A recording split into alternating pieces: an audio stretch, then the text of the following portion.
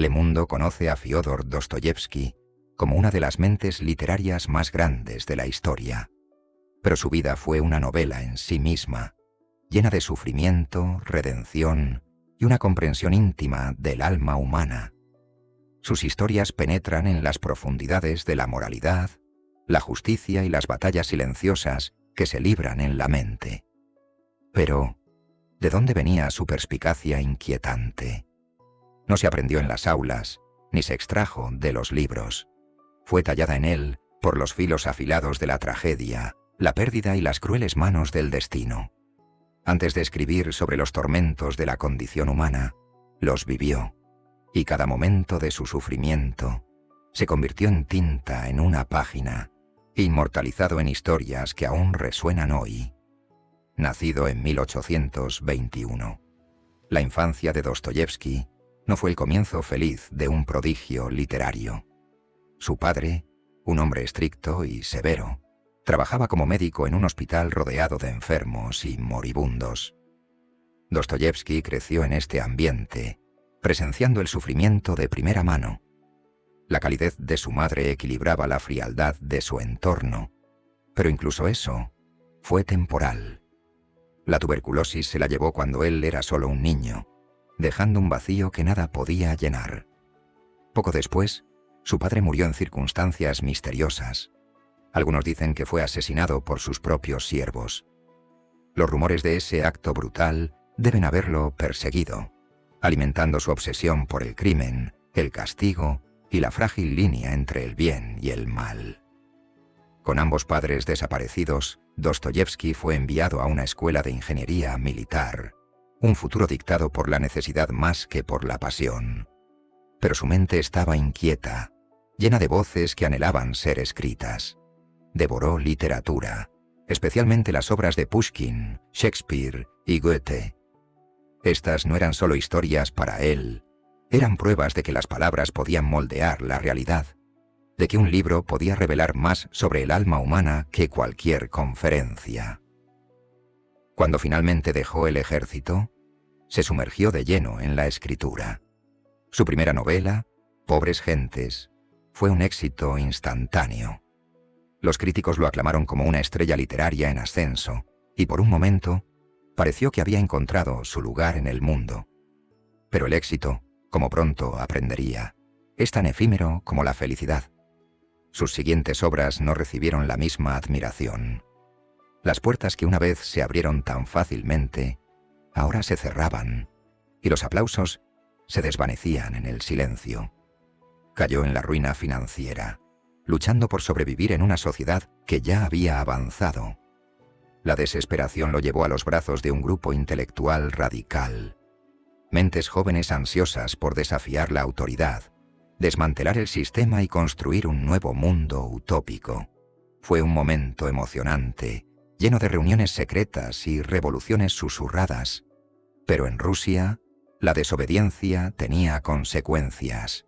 El gobierno reprimió duramente a aquellos que se atrevieron a pensar diferente.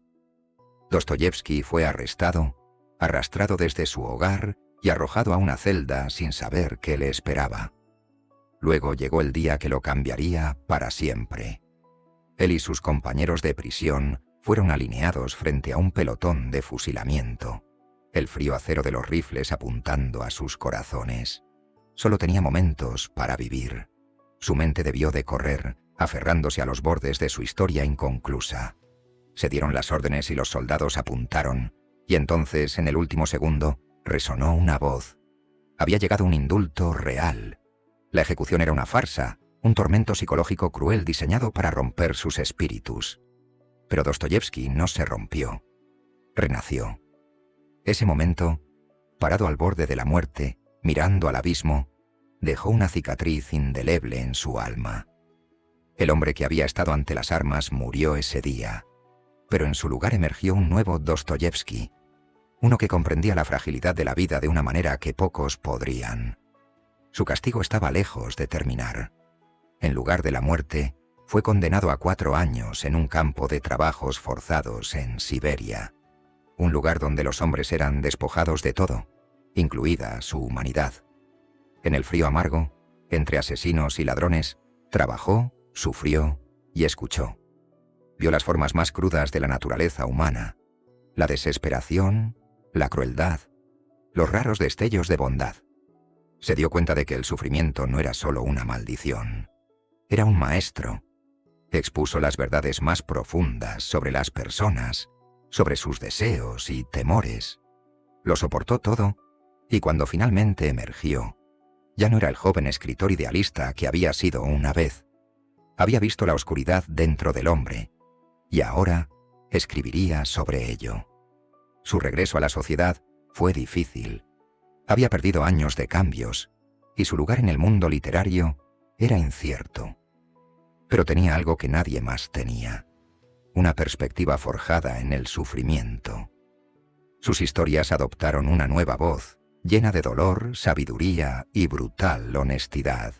Memorias del subsuelo fue la primera en mostrar esta transformación. En ella, un hombre amargado y solitario arremete contra la sociedad, desafiando los cimientos mismos de la lógica y el progreso. Era más que solo ficción. Era la propia rebelión de Dostoyevski, su forma de contraatacar al mundo racional y frío que casi lo había aplastado. Luego vino Crimen y Castigo, una novela que se sumergió aún más en el abismo de la mente humana. Su protagonista, Raskolnikov, comete un asesinato, creyendo que está por encima de la moralidad, que puede justificar su crimen por un bien mayor. Pero la culpa lo carcome, arrastrándolo a la locura. La historia es más que una novela de crimen. Es un campo de batalla psicológico, explorando la guerra entre la razón y la conciencia. El sufrimiento de Raskolnikov reflejaba el propio tormento de Dostoyevski. Su lucha reflejaba la angustia que el escritor había soportado en el exilio. La novela fue una obra maestra, y por primera vez en años, Dostoyevski fue verdaderamente visto. Su nombre no solo fue restaurado, fue inmortalizado. Aún así, sus demonios nunca lo abandonaron. Aunque su reputación literaria se elevó, su vida personal estuvo plagada de desgracias. El juego lo consumió, drenando sus finanzas y arrastrándolo a un ciclo vicioso de pérdida y desesperación. Perdió seres queridos, luchó contra enfermedades y estuvo al borde de la ruina, pero a pesar de todo, escribió. Sus novelas se volvieron más oscuras, cargadas de profundidad filosófica. Los hermanos Karamazov, su obra final, exploró la fe, el libre albedrío y la verdadera naturaleza de Dios.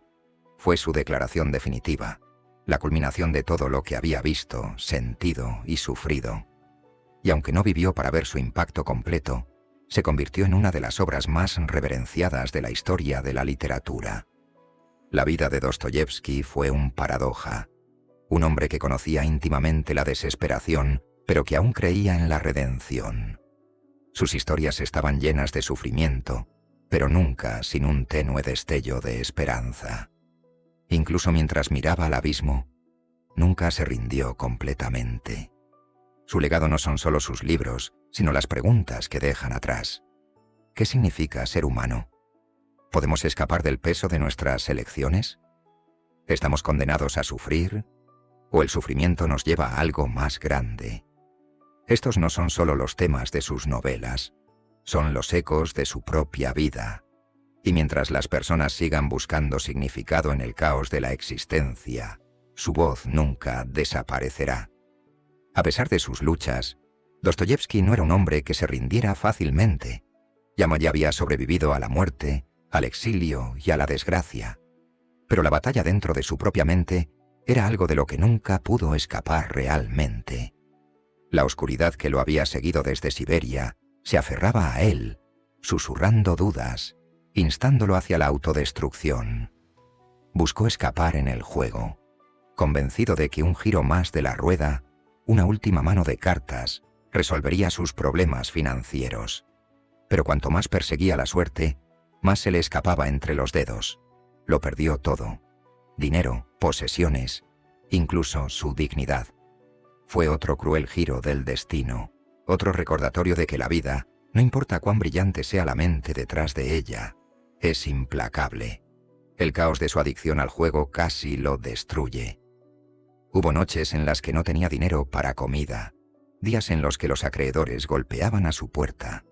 Huyó de Rusia para escapar de las deudas, vagando por Europa en un exilio autoimpuesto, viviendo en la pobreza mientras aún escribía febrilmente. Dictó el jugador a su joven estenógrafa, Anna Snitkina, con la esperanza de que le ganaría lo suficiente para sobrevivir. Ella vio más allá de su desesperación y vio al hombre debajo, brillante, torturado, pero profundamente humano. Contra todo pronóstico, ella se casó con él. Ana se convirtió en su ancla, manejando sus finanzas, protegiéndolo de sus peores impulsos. Sin ella, quizás se habría perdido para siempre. Con Ana a su lado, Dostoyevski encontró un breve respiro de su tormento. Escribió algunas de sus obras más grandes durante este período, vertiendo cada fragmento de su alma en la página. Pero incluso mientras encontraba estabilidad, Rusia estaba cambiando.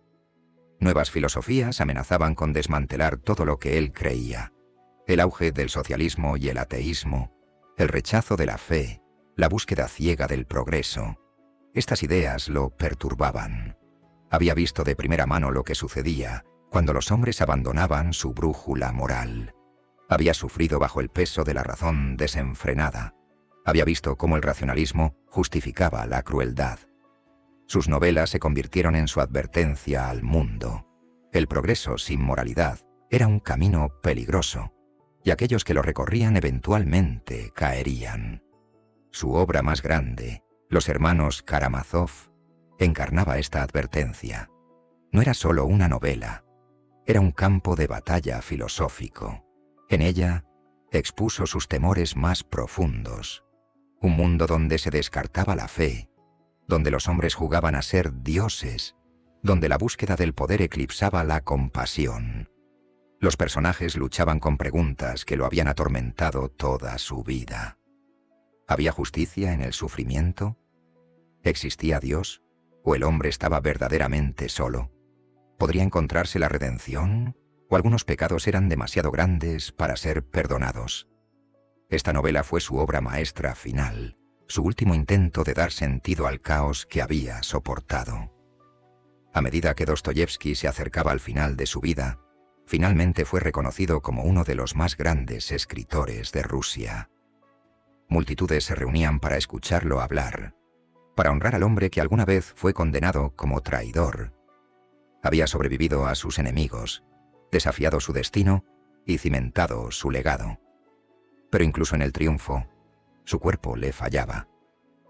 Los años de adversidad habían pasado factura.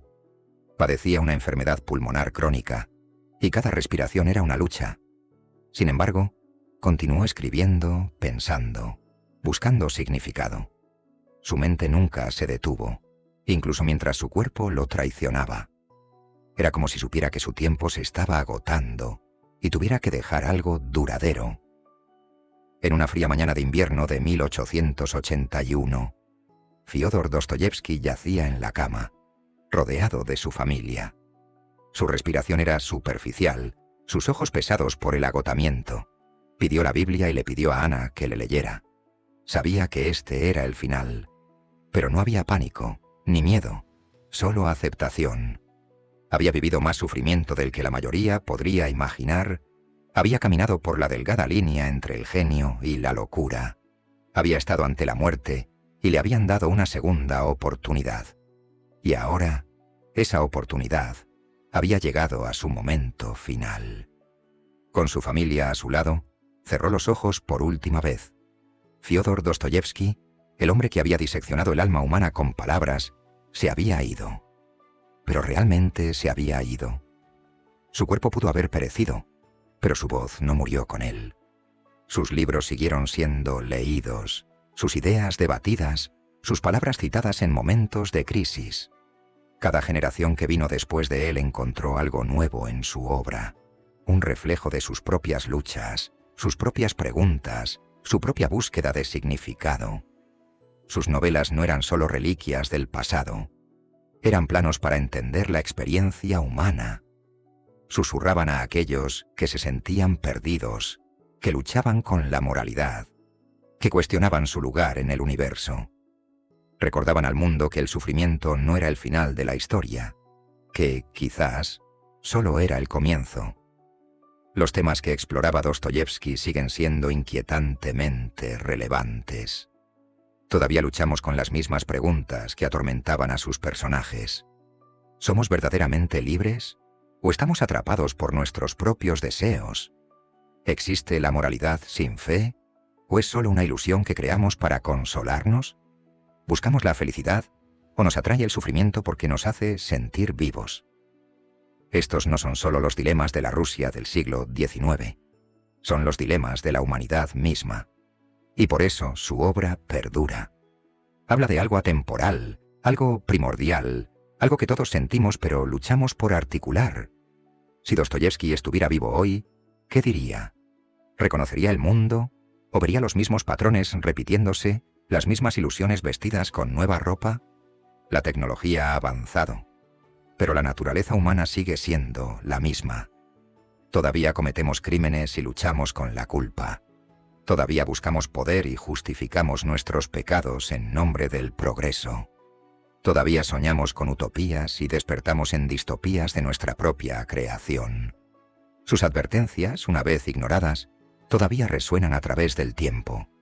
Quizás ahora las escuchemos, o quizás, como los personajes de sus novelas, estemos condenados a aprender por las malas. La vida de Dostoyevski estuvo llena de sufrimiento, pero su obra ofrece algo profundo: esperanza. No la esperanza ingenua de un mundo perfecto, sino la esperanza de que incluso en los momentos más oscuros, la redención es posible. Que el sufrimiento puede llevar al entendimiento, que la culpa puede llevar al arrepentimiento, que el amor puede triunfar sobre la desesperación. Sus historias no prometen respuestas fáciles, exigen que nos enfrentemos a nosotros mismos con todas nuestras fallas y contradicciones. Y mientras nos encontramos en la encrucijada de nuestras propias decisiones, luchando con nuestros propios dilemas morales, queda una pregunta: ¿aprenderemos del pasado o estamos destinados a repetirlo?